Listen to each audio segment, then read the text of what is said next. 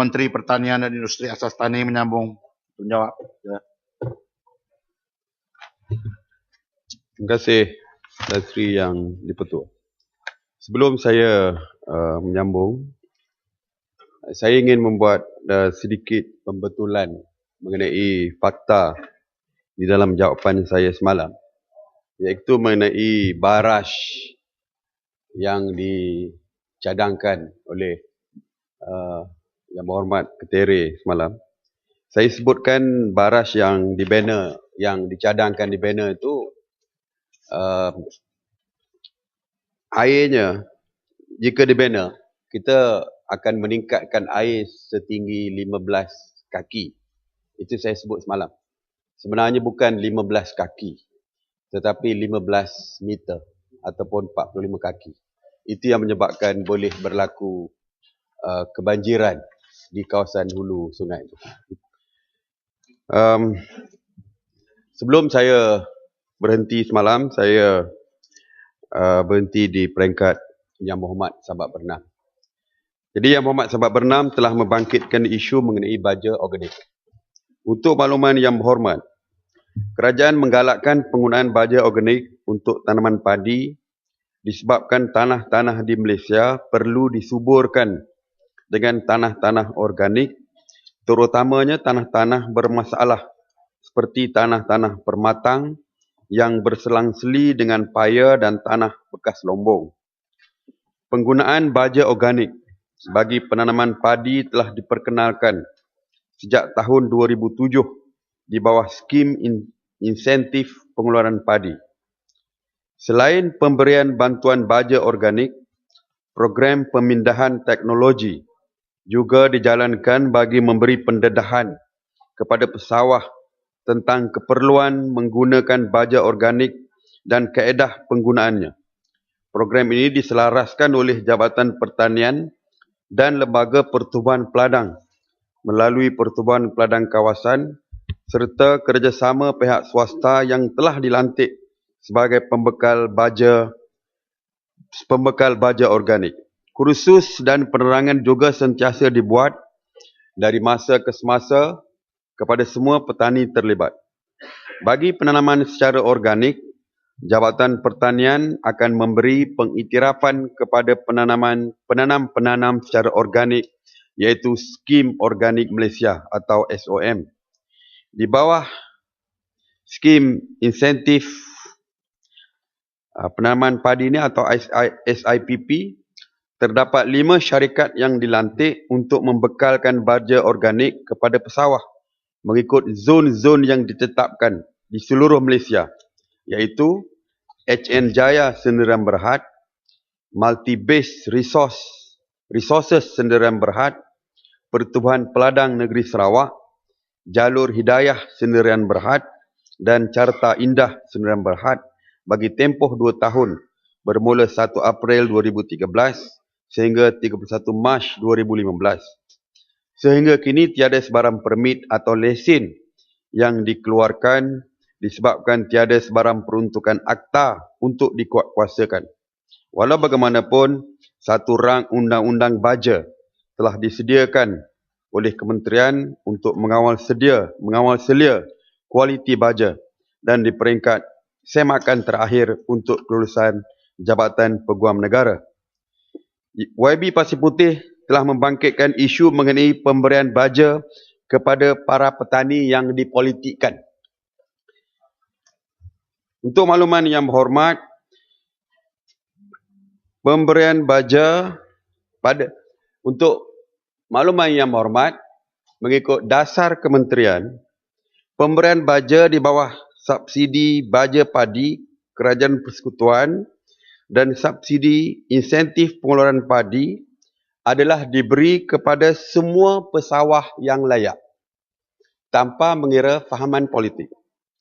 Mekanisme pemberian tersebut dilakukan melalui Pertubuhan Lembaga Peladang yang diperturunkan kepada MADA, KADA melalui Pertubuhan Peladang Kawasan masing-masing sebelum disalurkan kepada pesawah-pesawah ataupun peladang-peladang. Yang Berhormat Bukit Gantang telah membangkitkan isu mengenai lambakan buah durian di Bukit Gantang. Untuk makluman Yang Berhormat, harga jualan durian yang rendah adalah disebabkan oleh kualiti durian jenis kampung yang lebih rendah berbanding durian jenis klon dan dijual dengan grade bercampur. Walau bagaimanapun, pemantauan yang dibuat di negeri Perak pada 3 Julai 2013 mendapati harga durian kampung di setengah tempat masih lagi tinggi, di antara RM2 hingga RM3 per kilogram. Ini bermakna dianggarkan harga bagi sebakul durian dengan berat 30 kg adalah di antara RM60 hingga RM90. Harga jualan durian di Bukit Gantang yang didapati murah disebabkan oleh kemasukan bekalan durian daripada negeri Kedah dan masalah kualiti durian tempatan Boleh yang minta rendah. penjelasan soal durian. Ya, sila Yang Berhormat. Terima kasih Yang Berhormat. Sebetulnya memang benar durian ini berlambak di mana-mana.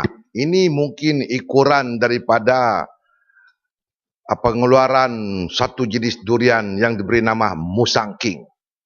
Ya. Harganya boleh tahan, tetapi apabila dimakan memang lezat. Jadi durian-durian lain seolah-olah kalau dipasarkan bersama Yang Berhormat, tidak ada yang membeli durian lain. Dia cari Musang King. Jadi siapa punya idea mengeluarkan idea Musang King ini sehingga membunuh bangsa-bangsa durian yang lain. Ya. Dan bangsa-bangsa durian lain ini macam seolah teraniaya oleh Musang King. Sudahlah Musang, dia King lagi. Jadi cuba cari pemola macam mana nak menselaraskan pula durian-durian lain ni supaya tidak terjejas jauh. Sebab kalau dijual sama-sama, saya nampak orang lain semua menuju ke kelompok Musang King. Durian lain-lain dia tidak mau tengok. Adakah kerajaan Kementerian cuba mencari pemola macam mana dan menseimbangkan pula durian-durian lain ni supaya tidak dianiaya oleh Musang King? Terima kasih Yang Berhormat Kinabatangan. Sebenarnya memang bukan musang sebenarnya. Musang King. Ini memang popular sebenarnya. Dan dianya boleh dieksport ke luar negara. Dan Musang King ini kalau di negara luar, di negara China, begitu popular sekali. Dan boleh dibeli sehingga 500 satu biji. Dan memang kita galakkan penanaman durian Musang King kerana harganya tinggi, dan bila harganya tinggi tentulah akan menambahkan pendapatan kepada petani. Kerana tujuan kita adalah untuk meningkatkan pendapatan kepada petani. Tetapi saya setuju dengan pandangan Kinabatangan. Dalam waktu kita tingkatkan pendapatan penanam yang menanam durian Musang King, pekebun-pekebun yang tidak menanam Musang King menghadapi masalah saingan dengan Musang King. Tapi bukan bermakna tidak ada yang membeli durian biasa. Kerana ada yang membeli grade yang tinggi, ada membeli grade yang rendah. Walaupun itu bukan jawapan sebenar juga. Kerana kita masih juga membantu pekebun-pekebun yang menanam durian kampung ini dengan membantu membeli durian mereka dan memproses durian mereka untuk dijadikan misalnya paste durian, dijadikan sebagai sejuk beku untuk aiskrim durian dan sebagainya. Jadi kita bantu petani-petani ini dengan bukan menggalakkan mereka menjual, bersaing secara menjual biji ke biji, bertanding begitu, tapi kita beli untuk tambah nilai dengan menjadikan mereka sebagai durian itu untuk produk hiliran yang lain seperti saya sebut tadi, untuk durian paste dan sebagainya. Saya nak sebutkan, boleh saya tambah sikit lagi sebagai informasi kepada Dewan. Di pihak farma, menyediakan pusat untuk memproses durian ini di pusat-pusat memproses durian Fama, iaitu di Batu Kurau, di Perak, Berseri, Perlis, di Tangkak, di Johor, di Macang, Kelantan, di Jerantut, Pahang, dan pusat-pusat memproses swasta di Selangor. Dan semuanya kita jadikan sebagai pusat untuk memproses durian untuk dijadikan bahan-bahan seperti yang saya sebutkan tadi. Ini juga sebagai bantuan kepada peladang-peladang yang tidak menanam durian Musangking tadi. Okey, Gantang. Terima kasih kepada Yang di-Pertua. Saya tertariklah apabila disebut oleh Yang Berhormat Menteri berkenaan dengan harga durian yang dibeli RM2 sekilo di Bukit Gantang. Saya orang Bukit Gantang, Menteri. Saya ada kebun durian. Durian ni yang dibeli di perai-perai di kampung, kadang-kadang sekilo hanya 30 sen hingga 40 sen. Ini realiti yang berlaku di kampung. Satu. Yang keduanya, soalan yang saya bangkit di dalam ucapan saya dahulu ialah bagaimana untuk menjadikan durian ini sebagai satu nilai tambah ataupun untuk membantu kepada pekebun-pekebun kecil. Kerana Musangking ni ialah ditanam di estate-estate dan juga di kebun-kebun yang agak besar dan bermodalkan besar, dan durian ni kebetulannya orang kampung tak apa nak tanam, tak tahan lama. Jadi saya menolak juga dakwaan kerana murahnya durian Bukit Gantang kerana kes lambakan daripada Kedah. Fenomena durian harga murah ni bukan berlaku di Bukit Gantang, malahan di seluruh negara yang melibatkan durian-durian kampung. Yang saya pelik, apabila peraih yang beli di kampung yang harga 30 sen, 40 sen sekilo, dijual di Gombak atau di Kuala Lumpur masih dengan sekilo RM4 hingga RM5. Ini persoalan dia. Sebab tu saya minta supaya ada di pihak kementerian, supaya kalaulah benar seperti mana disebutkan tadi adanya pusat pengumpulan yang dibelikan oleh pihak Fama dan sebagainya, saya tertarik tu. Tapi apa yang berlaku saya tak dengar cerita bab ni. Kebanyakan sebenarnya berlaku ialah durian. Berlakunya durian lambakan ini menyebabkan orang kampung agak terseksa batin mereka. Sekian, terima kasih.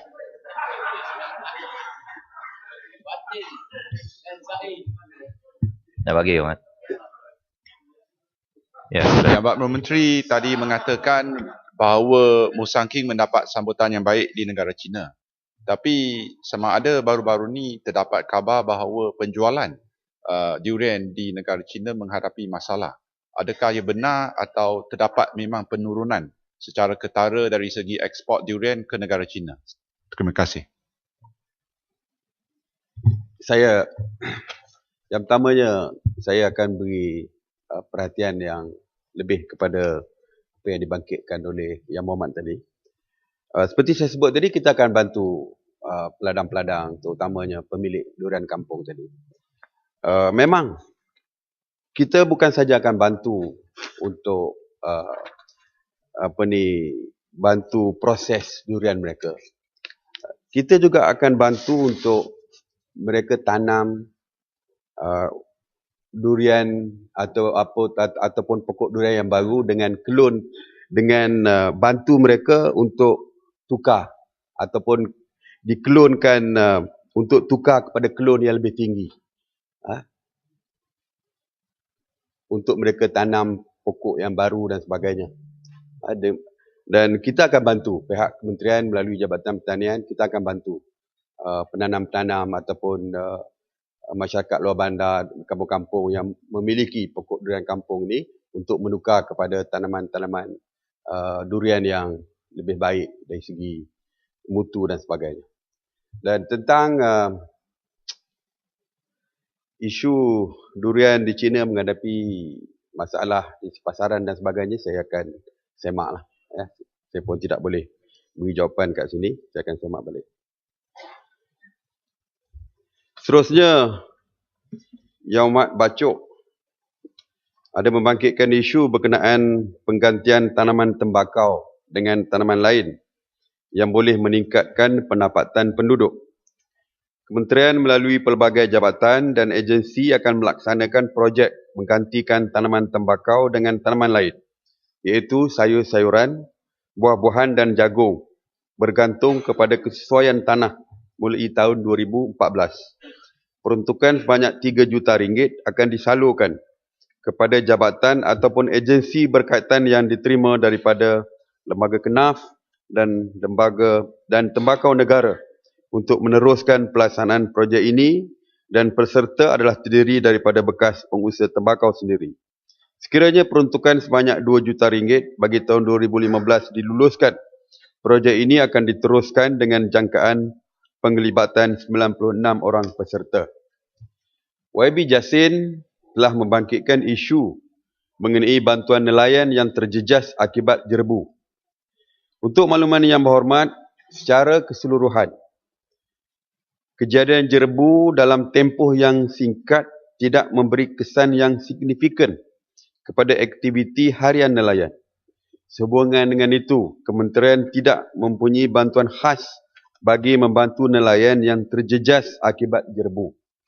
Walau bagaimanapun, Kementerian telah melaksanakan pemberian allowance sara hidup nelayan kepada semua nelayan yang berdaftar sebagai pemegang lesen menangkap ikan dan pekerja atas bot warga negara Malaysia sebanyak RM200 sebulan bagi meringankan bebanan hidup golongan nelayan. Selain daripada itu, nelayan yang memiliki vessel menangkap ikan berlesen adalah layak mendapat harga subsidi diesel dan petrol pada harga RM1.25 seliter bagi nelayan yang menjalankan aktiviti penangkapan ikan di zon ABC. Menteri, silah. Sekejap, manakala nelayan yang menjalankan aktiviti penangkapan ikan di zon C2 layak membeli diesel bersubsidi pada harga RM1.80 seliter. Bakri dan Lenggong ya, Mak. Terima kasih untuk Ketua, Bapak Menteri. Sebelum ini saya ucap terima kasih kepada Menteri dalam program perumahan nelayan. Kementerian akhirnya memberikan juga bantuan kepada nelayan darat. Nelayan yang menjalankan aktiviti penangkapan ikan sama ada di sungai atau di tasik yang bukan nelayan laut. Maknanya bantuan rumah telah diberi.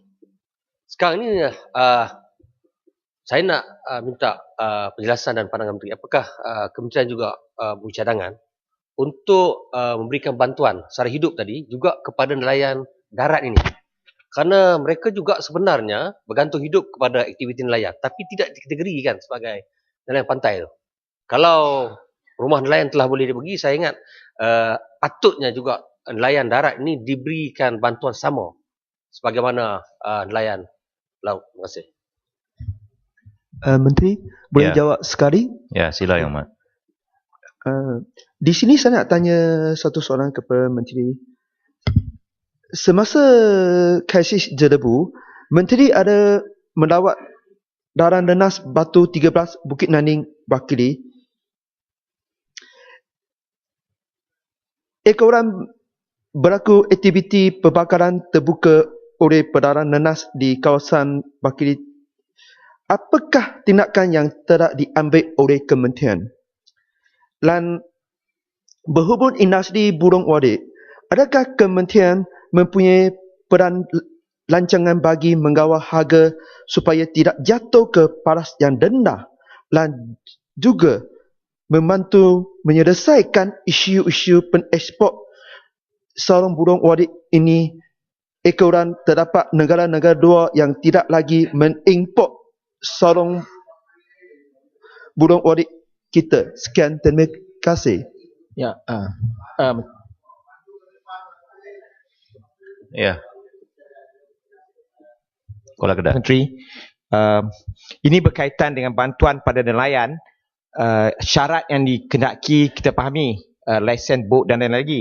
Tapi majoriti nelayan itu tak punya itu semua. Kerana itu mereka terperangkap dengan izin vicious circle. Mereka miskin, mereka tak ada lesen, tak ada lain. Dan kerana itu mereka tak dapat bantuan dan tak dapat insentif, tak dapat bimbingan. Jadi saya rasa Kementerian harus fikirkan satu cara untuk mengeluarkan mereka daripada kitaran ganas kemiskinan tadi. Terima kasih. Ya, Kuantan. Terima kasih, Datuk Yang Dipertua. Yang Berhormat Menteri, berkenaan dengan bantuan kepada nelayan ni, Kuantan juga merupakan pengkalan nelayan yang kedua terbesar selepas Kuala Kedah. Masalah di Kuantan ni ialah masalah perumahan, Yang Berhormat Menteri, di mana para nelayan yang miskin ini berhadapan dengan masalah, ya, sebab rumah mampu milik memang tak cukup, ya, di Kuantan. Jadi kita ada satu projek yang dinamakan projek perumahan Bunut Rendang yang untuk nelayan yang sudah pun terbengkalai selama 10 tahun, Yang Berhormat Menteri. Sudah terbengkalai selama 10 tahun. Jadi pada satu ketika ianya apabila saya bertanya dalam penggalian lepas, katanya sudah pun di bawah kerajaan negeri. Tetapi kemudian kerajaan negeri dah tak mampu nak selesaikan masalah itu, pas balik kepada kerajaan pusat. So saya pohon Yang Berhormat Menteri beri latest, ya, yang terkini status berkenaan dengan perumahan tersebut, sebab memang masalah yang amat besar. Terima kasih, Yang Berhormat Menteri. Yang Berhormat Menteri, izinkan saya tambah satu soalan. Daripada Lumut. Oh, Lumut. Ya. Di Pulau Pangkor terdapat lebih kurang 600 bot nelayan. Tapi setakat ini bantuan diesel dikatakan mendapat 1.1 juta liter sebulan. Adakah rancangan kementerian untuk menambah peruntukan tersebut oleh kerana peruntukan sekarang tidak mencukupi? Ini merupakan rayuan daripada nelayan Pulau Pangkor. Terima kasih. Tambahan sikit, Kuala Kangsar. Ya, Kuala Kangsar. Yang Mak Menteri, Tuan Yang Dipertua, saya ingin mendapat sedikit penjelasan tentang nelayan darat. Seperti mana yang telah disebutkan oleh Timbalan Menteri semalam, bahawa kerajaan akan memperbanyakkan usaha-usaha di kalangan nelayan darat, iaitu nelayan sungai. Seperti di kawasan saya yang menggunakan sumber hasil daripada Sungai Perak.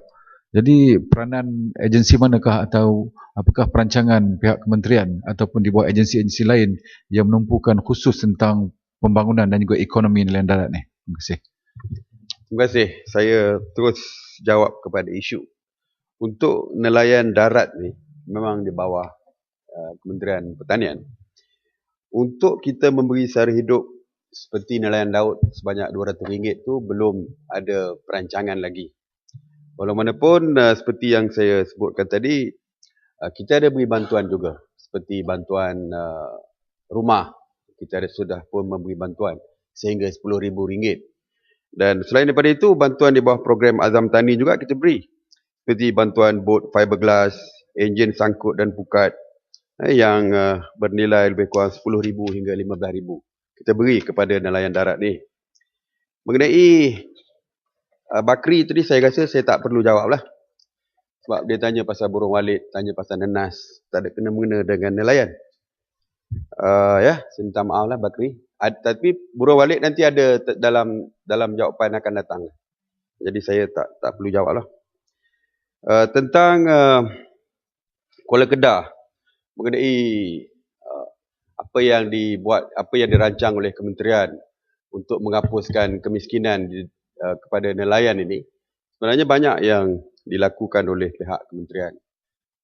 Selain daripada kewangan yang diberikan, kewangan tetap RM200 dari segi perumahan, dari segi diesel, subsidi diesel dan sebagainya. Begitu juga dari segi insentif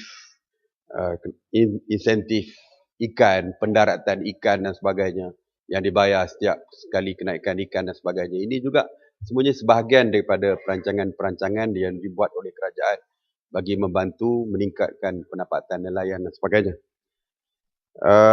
Tentang lumut tadi, yang minyak diesel yang dikatakan tidak mencukupi dari segi kota dan sebagainya, saya akan semak. Ya. Saya pun tidak itu secara spesifik tu saya akan check balik.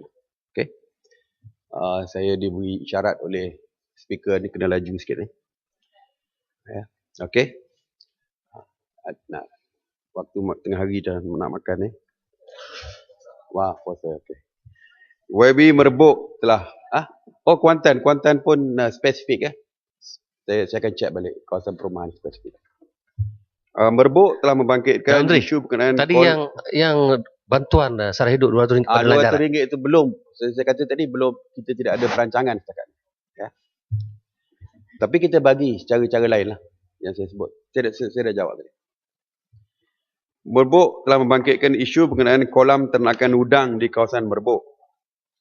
Kementerian Pertanian dan Industri dan Asas Tani melalui Jabatan Perikanan Malaysia telah merekodkan seluas 219 hektar ladang ternakan udang di kawasan Sungai Merbuk. Secara dasarnya, pembangunan projek ternakan udang di kawasan tersebut perlu mendapat kelulusan tanah daripada Pejabat Tanah Daerah Kuala Muda, Kedah. Manakala pembangunan projek melebihi 50 ekar di kawasan hutan Pai Bakau perlu mendapat kelulusan kajian impak alam sekitar. Dalam usaha menggalakkan pembangunan projek ternakan udang laut secara mampan dan tidak merosakkan alam sekitar, Jawatan Perikanan memberi khidmat nasihat dalam aspek pemilihan tapak yang sesuai, reka bentuk projek dan aktiviti ternakan berasaskan kepada garis panduan amalan akuakultur baik.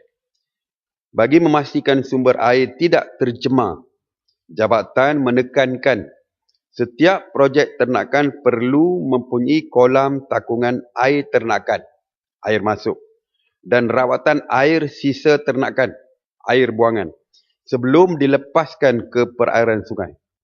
Kajian menunjukkan sisa buangan air kolam ternakan udang laut mempunyai kesan pencemaran yang jauh lebih rendah berbanding sisa yang telah dirawat dari industri yang lain. Perbandingan parameter kandungan biological oxygen demand BOD bagi sisa buangan kolam ternakan ikan, kolam ternakan udang berbanding sisa kumbahan ternakan khinzir, kelapa sawit dan getah adalah seperti berikut. Sisa buangan kolam ternakan udang 4 hingga 10.2 mg per liter. Kumbahan terawat 30 mg per liter. Kumbahan ladang khinzir 1,900 hingga 21,600 mg per liter. Kumbahan kilang kelapa sawit 10,250 hingga 43,750 mg per liter. Kumbahan kilang getah 3,500 mg per liter. Kementerian kini mensyaratkan ladang ternakan udang perlu berdaftar dengan jabatan ini. Ini adalah untuk memastikan ladang-ladang tersebut diiktiraf mengamalkan amalan akuakultur baik dan menepati prinsip-prinsip biosecurity bagi melayakkan hasil ternakan dijual sebagai sumber bahan mentah untuk dieksport ke pasaran utama dunia seperti Amerika Syarikat dan negara Kesatuan Eropah. YB Bayan Baru telah membangkitkan isu mengenai Malaysia International Tuna Port MITP. Untuk makluman yang berhormat, selaras dengan syarat-syarat dalam perjanjian konsesi yang telah ditandatangani di antara kerajaan dan MITP Sendirian Berhad, LKAM, Lembaga Kemajuan Ikan Malaysia, telah mengambil alih sepenuhnya pengurusan dan operasi projek pembangunan Pelabuhan Tuna Batu Maung, Pulau Pinang pada 9 Januari 2012. Tindakan ini diambil setelah kerajaan mendapati MITP Sendirian Berhad tidak lagi mempunyai keupayaan untuk meneruskan projek. Surat Kementerian Pertanian dan Industri Asas Tani bertarikh 2 Oktober 2006 yang telah ditandatangani oleh Timbalan Ketua Setiausaha Bahagian Pembangunan pada masa itu adalah merupakan sokongan kepada syarikat konsesi dalam usaha untuk mendapatkan kemudahan pinjaman daripada institusi keuangan komersial. Mahkamah Tinggi dan Mahkamah Rayuan telah memutuskan surat tersebut bukan merupakan jaminan oleh kerajaan ke atas pinjaman yang telah dibuat oleh MITP Sendirian Berhad daripada institusi keuangan komersial. Keputusan muktamad mengenai perkara ini akan dibuat oleh Mahkamah Persekutuan. Sehingga kini kerajaan tidak membuat sebarang bayaran untuk menyelesaikan sebarang pinjaman yang telah dibuat oleh MITP Sdn Berhad berdasarkan syarat-syarat dalam perjanjian konsesi tersebut. Kerajaan hanya perlu membayar nilai-nilai kerja yang telah disiapkan oleh MITP Sdn Berhad. Dalam hal ini, juru audit telah dilantik oleh kerajaan bagi menentukan nilai-nilai kerja yang telah disiapkan. Kompleks pendaratan ikan di Batu Maung, Pulau Pinang akan terus dikendalikan oleh LKAM bagi membolehkan pendaratan ikan daripada vessel tempatan termasuk pendaratan ikan tuna, dan kemudahan yang terdapat di kompleks tersebut akan dipertingkatkan mengikut keperluan dan juga keupayaan keuangan kerajaan. Tanjung bangun yang amat. Minta laluan. Ya, sila Tanjung. Okey, Yang Berhormat Menteri, saya ingin bertanyakan, saya rasa ini satu kegagalan yang tidak boleh dimaafkan dengan begitu saja. Kerana saya rasa setiap kali apabila satu konsesi diberikan, akhirnya digagalkan tetapi tiada sebarang tindakan diambil. Jadi saya ingin bertanyakan, adakah sebarang tindakan akan diambil terhadap MITP dan apakah terhadap salah laku yang telah berlaku? Terima kasih. Yang amat.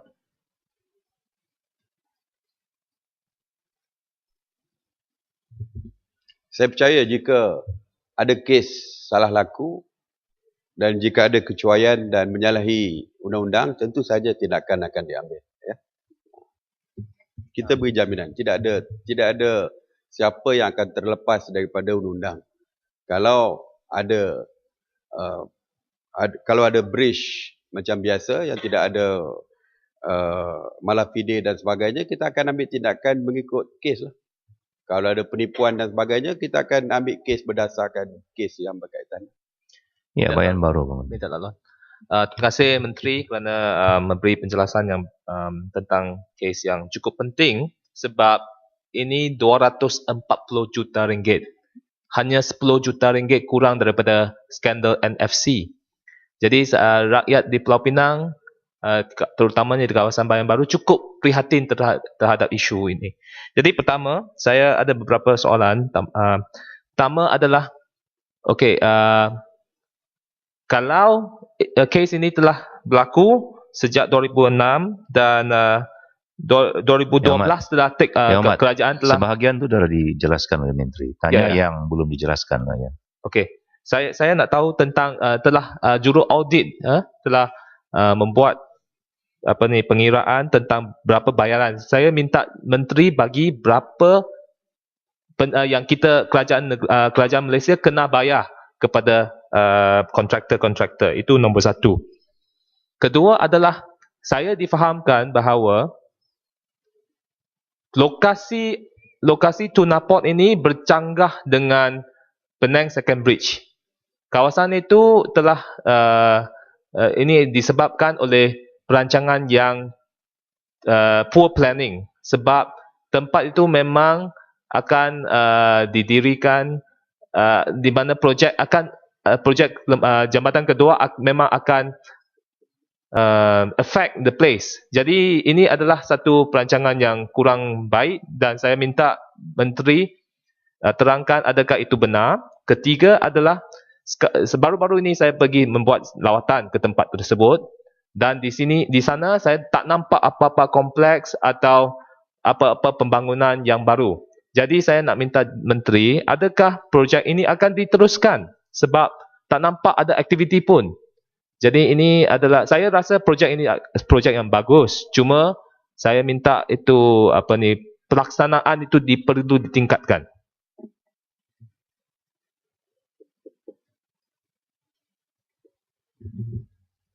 Mengenai detail bayaran kepada kontraktor tu, kita akan bagi secara bertulis lah. Sebab saya tidak ada mempunyai detail di sini. Sebab itu melibatkan perkara yang detail lah. Saya tidak ada di sini.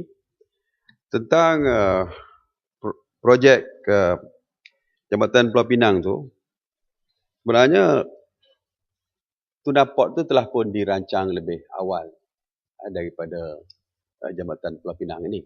Jadi ianya telah pun ada di situ. Dan saya percaya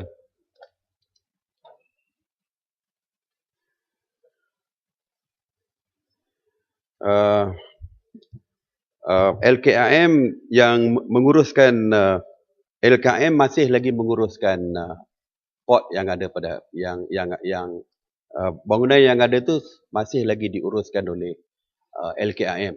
Cuma bezanya dulu kita diuruskan oleh MITP yang sepatutnya menjalankan projek tersebut, tetapi kerana kegagalan MITP jadi ianya diambil alih oleh LKAM itu saja. Untuk pengetahuan Menteri, untuk pengetahuan Menteri, apabila saya pergi buat lawatan, tak ada aktiviti bot tuna yang datang ke kompleks tersebut. Kompleks tersebut yang cukup besar, tapi cuma ada segelintir nelayan tempatan yang pergi tangkap ikan saja. Itu sebab saya nak tanya, adakah LKIM atau aktiviti tuna itu masih dijalankan? Kita mau tuna trade to come to Penang. Itu sebab kita belanja 240 juta ringgit. Jadi saya nak minta penjelasan. Ya, Tanjung Karang.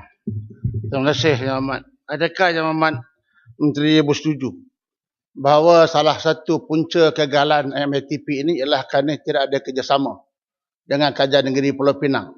Kerana apabila projek nak dilaksanakan, ia melibatkan kuasa Kerajaan Negeri untuk mengambil kawasan-kawasan dalam pengairan.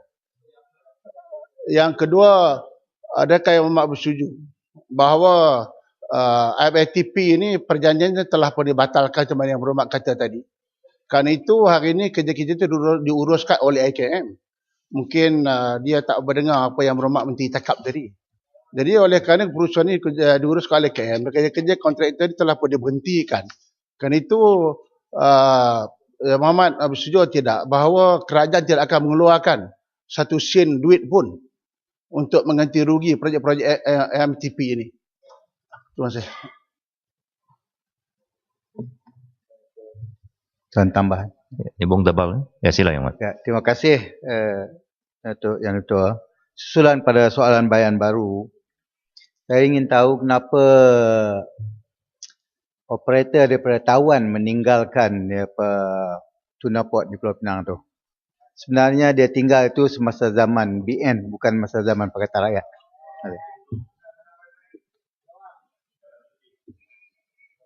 Ya.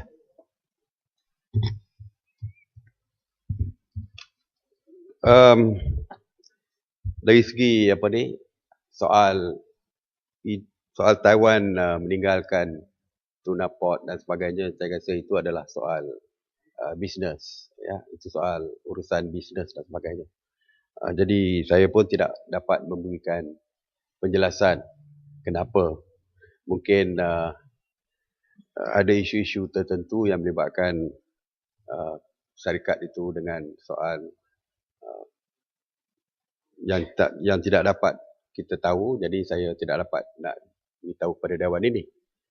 Itu adalah soal bisnes.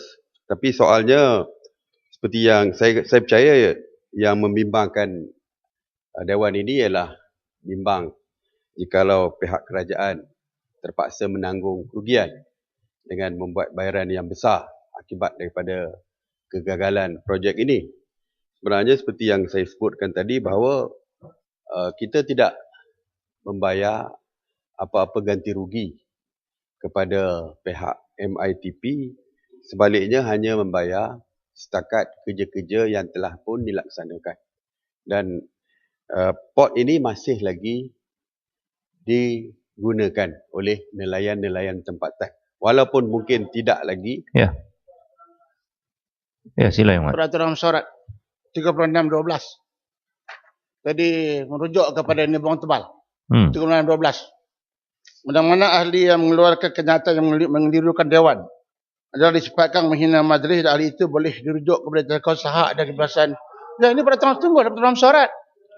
Tadi saya nak rujuk Nibong Tebal yang dikaitkan dengan usaha Taiwan. Dia kata seorang usahawan Taiwan meninggalkan projek MITP. Jadi bagi saya ini satu perkara yang mengelirukan Dewan. Kalau yang berhormat tidak ada fakta yang betul, kita boleh ambil tindakan Dewan 36/12 ini menjadikan Dewan.